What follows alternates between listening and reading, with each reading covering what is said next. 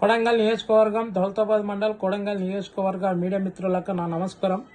కొడంగల్ నియోజకవర్గంలో బొమ్రాజ్పేట అక్కింపేట గ్రామంలో బొమ్రాజ్పేట మండలంలో జూనియర్ కాలేజ్ గురించి ప్రస్తావన రావడం జరిగింది.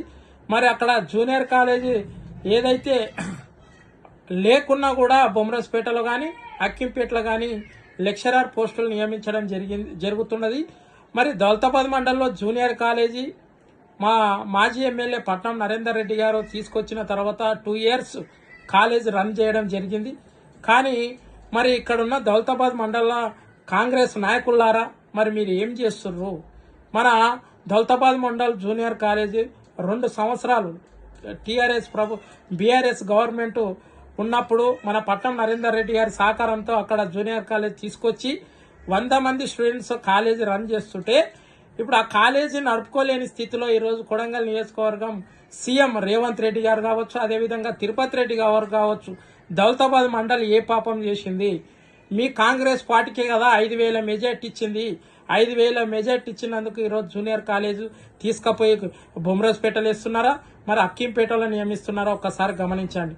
మరి అక్కడ ఉన్న కాంగ్రెస్ నాయకులు ఒక్కరు స్పందించకపోవడం మన దురదృష్టకరం. ఎందుకంటే దౌలతాబాద్ మండలం అభివృద్ధి చెందితే అక్కడ ఉన్న నిరుద్యోగులు బాగుపడతారు, విద్యార్థులు బాగుపడతారు అనే ఉద్దేశంతో ఈరోజు రేవంత్ రెడ్డి గారు బొమ్రాజ్పేట జూనియర్ కాలేజ్కి లెక్చరర్లు కావచ్చు, అదేవిధంగా అక్కింపేట గ్రామంలో ఏదైతే శాంక్షన్ అయిన జూనియర్ కాలేజ్కి లెక్చరర్ స్టాఫ్ను నియమిస్తున్నారు. కానీ దౌలతాబాద్ మండలంలో నడిచే జూనియర్ కాలేజీని ఇదివరకు ఒక్క రోజు గిట క్లాసులు స్టార్ట్ చేయకపోవడం మా దురదృష్టకరం. అదేవిధంగా రేవంత్ రెడ్డి గారు కావచ్చు, అదేవిధంగా తిరుపతి రెడ్డి గారు కావచ్చు, మీకు నమస్కరించి చెప్తున్నా, దౌలతాబాద్ మండలంలో ఉన్న జూనియర్ కాలేజీని మళ్ళా నడిపియండి, మళ్ళా స్టాఫ్ను నియమించండి, లెక్చరర్లను ఇవ్వండి.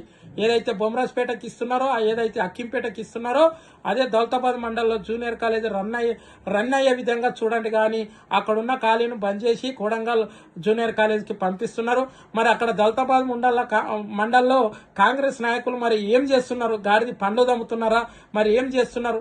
వాళ్ళ సెటిల్మెంట్లకు భూ కబ్జాలకే తరిపోయారు. కాబట్టి దౌలతాబాద్లో ఉన్న నిరుద్యోగులారా, విద్యార్థులారా ఒక్కసారి ఆలోచన చేయండి.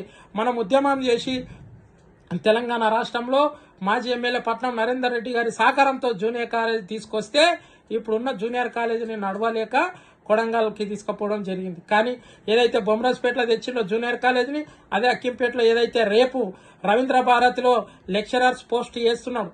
కానీ దౌలతాబాద్ మండలకు కూడా లెక్చరర్స్ పోస్ట్ వేయాలి, జూనియర్ కాలేజీని చాలు చేయాలని హెచ్చరిస్తున్నాం. అదేవిధంగా ఇక్కడున్న దౌలతాబాద్ మండలంలో కాంగ్రెస్ నాయకులారా ఒక్కసారి మన కాలేజ్ గురించి ఎన్నిసార్లు కొట్లాడినామో మీకు తెలుసు.